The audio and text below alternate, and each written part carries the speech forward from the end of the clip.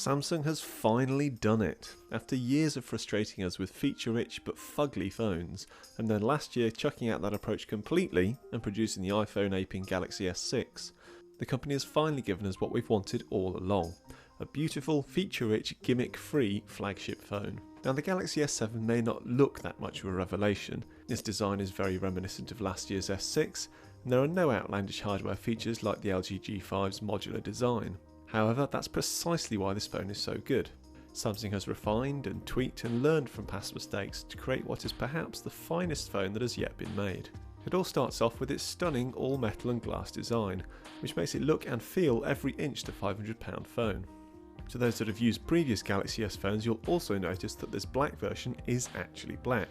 There are none of the strange speckled patterns or faux brushed metal colours of previous handsets. Samsung has also subtly darkened the colour of the metal sides, as well as blacked out the speaker grille and trim around the home button. It all adds up to a moodier, classier looking phone. Also improved is the handling. The phone is actually slightly thicker than the S6, but the sides have been curved to make it easier to hold and sit more comfortably in the hand. The extra thickness also serves to reduce some of the camera bump, making it look better and be slightly less likely to get knocked. For all that the Galaxy S7 gets right though, I do have a few complaints about the overall design and handling.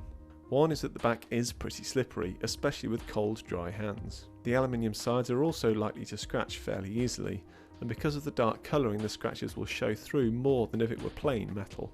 Another issue is that, as iFixit has shown, this is one difficult to repair phone, with much of the phone needing to be removed to replace the screen and the battery being hidden under the glued down back. This isn't a concern for daily use, but in a year's time when the battery starts to lose capacity, then it remains to be seen how easy it will be to get a replacement. For me at least, another issue is I'm still not too keen on the way Samsung packs the bottom bezel of its phones with buttons. While the buttons themselves can be useful, the lack of space to rest a finger or thumb means I'm forever accidentally pressing the back button. I really wish Samsung would add in the option to control which of the buttons is and isn't used. Said home button is, like with the S6, a fingerprint reader, and it works just as well as before, in fact better. It's just that bit quicker to scan your print and even less prone to fail when unlocking. Taking a closer look at the sides, you can see that the basic layout is the same as the S6 and indeed pretty much all phones these days. The volume buttons are on the left and power is on the right, and they both fall nicely under thumb and finger and are easy to press. Along the bottom is the single speaker, microphone, micro USB and headphone jack. I'm still not a fan of downward facing headphone sockets, but apparently the whole phone market disagrees.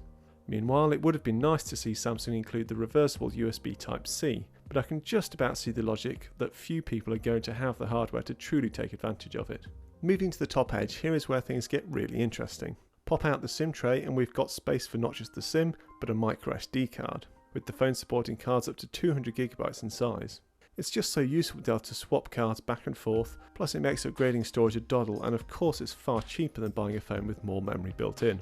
Also hinted at here is the return of waterproofing. You can see the little rubber seal that protects this phone's innards running around the inside of the SIM tray. Rated to IP68, the S7 should survive being completely submerged in water up to 1 metre in depth and for up to half an hour.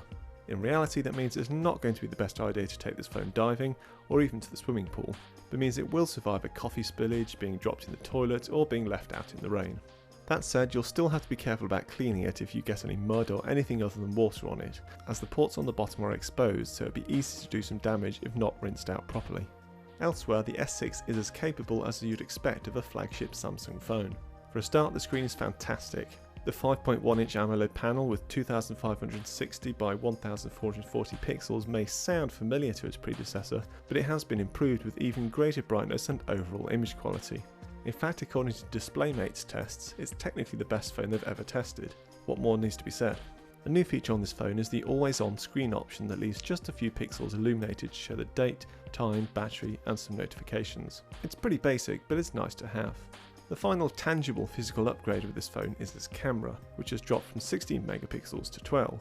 Now of course Samsung is claiming this is a worthwhile drop as you get larger pixels and thus better low light performance. And you know what? They're absolutely right. A quick indoor snap without the flash reveals clear differences in noise and detail levels between this phone and the S6. What's more, you even get a larger overall view thanks to the sensor being a conventional 4:3 aspect rather than 16:9. Otherwise it's a great camera that's easily up there with the best. The camera app loads quickly with a double tap of the home button, and the app itself offers plenty of options for adjusting your shots. The phase detection autofocus is also incredibly fast, even in low light, and you get optical image stabilisation too for less blurry photos and smoother video. There's no dual tone flash though, only single LED. When it comes to overall performance, this phone wants for little. In general use, this phone is incredibly fast, loading and switching between apps with no hint of lag. Fire up a demanding game like GTA San Andreas and you can play it with everything set to max, with only a slight drop in frame rate. All told then, as a piece of hardware, the S7 has impressed, but where this phone does trip up is with Samsung software. The phone runs Android Marshmallow with Samsung's TouchWiz interface on top, and as well as looking kind of ugly, it fills the phone with a fair amount of unneeded apps. You get an extra web browser, email app, messaging app and more. Some are admittedly quite useful. I use the voice recorder and clock apps for instance, and there are quite a few gesture settings that have their uses. The likes of S-Voice and S-Health though can be quickly forgotten about. You also get yet another attempt at the Newsfeed widget on the left screen. Much like the one on the S6, it works okay, but it's not compelling enough to return to with any regularity.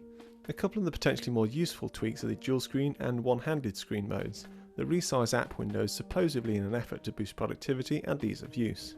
However, again, I've never found them particularly useful long term, and in fact it's all too easy to accidentally use one of them. What's more, as ever, you can't install most of the apps, so you'll have to resort to just hiding them away as much as possible. Otherwise though, being based on Android Marshmallow, the overall experience is excellent.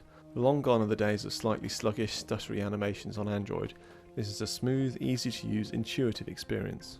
Now, the final potential stumbling block for any phone is of course battery life, and here the S7 doesn't excel, but it does okay.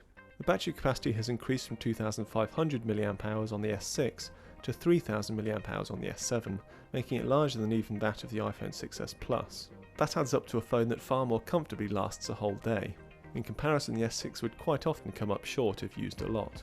The S7 won't stretch to 2 days unless you're particularly careful, but there's definitely enough in the tank to not be a constant worry or frustration. Just before I wrap up, it's worth taking a quick look at what else you get inside the box. Joining the charger and cable is a set of OK headphones. They're reasonably comfortable and sound quite clear, but totally fail to block outside noise, and they lack bass. You also get an adapter that can be used to transfer files from one phone to another.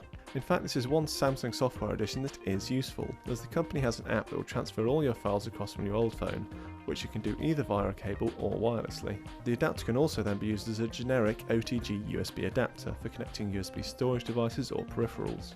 So there we have it. The S7 is a pretty stellar phone. It really does successfully marry some of the much lauded Samsung qualities of old with the company's new eye for design, resulting in a phone that's easily the match for any iPhone in terms of styling, but has some of the customization elements Android users so enjoy.